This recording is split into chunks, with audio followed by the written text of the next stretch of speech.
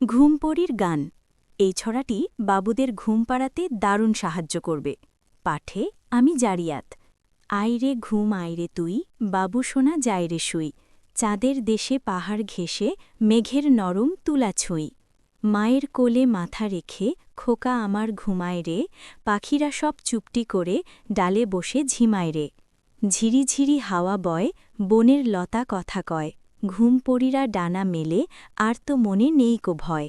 নীল আকাশের তারারা সব দিচ্ছে উঁকি পালকিতে, খোকা আমার রাজপুত্তুর ঘুমাবে আজ ঝিলকিতে। ঝিঝি পোকা ডাকছে ওই নিঝুম রাতে আর কে কই, মিষ্টি হেসে খোকা আমার হচ্ছে রাজার রূপকথার বই।